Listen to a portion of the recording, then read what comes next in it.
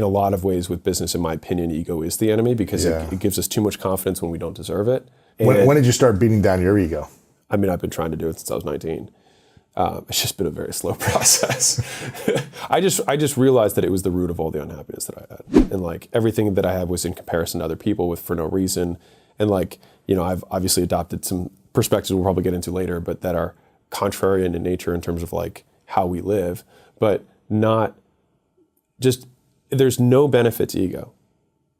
There's just none. And then I have a different thing that I've been thinking about recently. I'm excited to share it with you. Sure. Yeah. So you've probably heard this, but there's a lot of evidence that points to, with mitochondrial DNA, that we go back to like one woman birthed, like the mitochondrial DNA of all humans tracks back to one woman, right? And so I think that that's interesting within the context of legacy, because people talk about legacy and they want to like leave something for their progeny.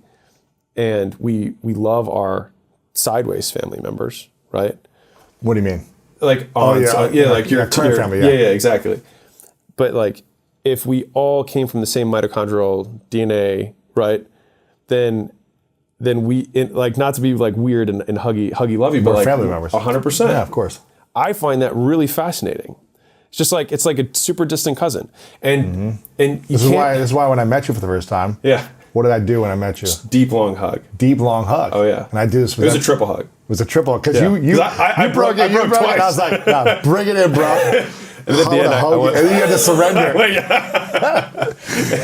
And there's a reason I do that is because. Oh, that's the thing. I didn't know that was well, a thing. I mean, unless it's somewhere where it's like maybe someone who's older that doesn't want to be hugged, or your wife, I'm going to give a quicker hug. I'm not going to be grabbing someone. Yeah. But it's it's a respectful, understanding the human being in front of you, doing your best to respect it. But with you, I knew I could just hug you, and it's going to make you uncomfortable. Oh. And it's going to make you uncomfortable. But for me, I don't know if I'm ever going to see you again. I don't know if I'm going to see you tomorrow or anyone tomorrow. Totally. And so why not embrace people with a 3 to 5, 10-second awkward hug? Yeah. And let people know that you really appreciate the moment. And you're present. Yeah. That's what I try to do. It's what I try to focus on. But, and if we're all distant cousins, then why not treat each other that way, the best way possible, And I didn't mean to launch all the way there, because I'll go right back to ego. Yes. So I can scoot us back, otherwise we'll go in that direction. But yeah, so I think, because all this comparison, I was like, well, if I were comparing myself to a family member, would I feel the same way? And if all these people were on the same side as me because we're all family, would I still feel like I would? Because I've just tried to attack it from a logical perspective of like, how many different ways can I try and diffuse this bomb? And I think there's a lot of keys, and you just unlock tiny pieces of it, and you can just try, piece by piece. And I don't think anyone ever conquers it, but just hopefully I can over time get better. And I used to be very competitive as well as an athlete. That's all I thought about was winning. It's like I had to win to feel like I was worthy, or I was good enough, or I was talented enough, and if I didn't win, then I wasn't reaching my goal of winning the championship or the prize or whatever it was. And I took that into business for many years, and I felt like I needed to compete with other people. And then it's funny, when I started this show almost 10 years ago, I was like, it can't be about me. It needs to be about collaboration. Yeah. In order for this to really grow and scale and change lives and impact people, it can't just be the Lewis House show all day long. Yeah. One, I'm not smart enough. I don't have all the answers. I'm not as talented as you. Shorter guys are way smarter. That's why you're so much more brilliant. And I was like, I got to bring on the smart people and create a safe space. I got to bring all the tall guys on, right? And I'll catch it, right? Like all my audience will get taller as a result. That's what we're doing. But it's funny, because when I started to shift that, the ego goes back into still comparing and ranking and all these things. And I was like, okay, when I started to shift that, it's when the platform and the community started to expand, because I made it about shining the light on others. Yeah. And doing my best to shine the light on others. And when you do that, when you shine the light on an idea or a mentor that taught you something, usually good things come back. So that's interesting. So when did you start to shed this ego mentality?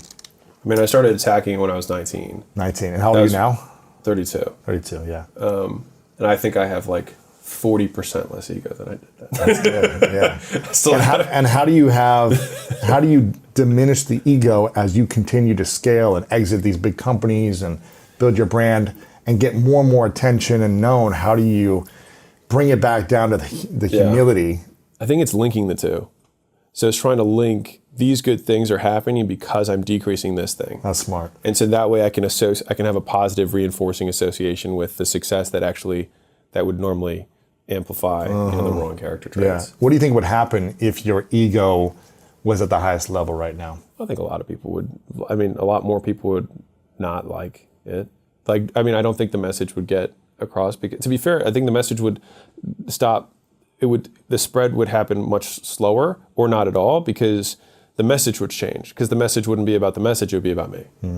And I think that probably the reason that this has grown so much is because you've tried to quiet yourself so that the message and the idea can spread to as many people as possible, and you put the message on the pedestal rather than Lewis on the pedestal. Yeah, of course. And I think your audience realizes Yeah.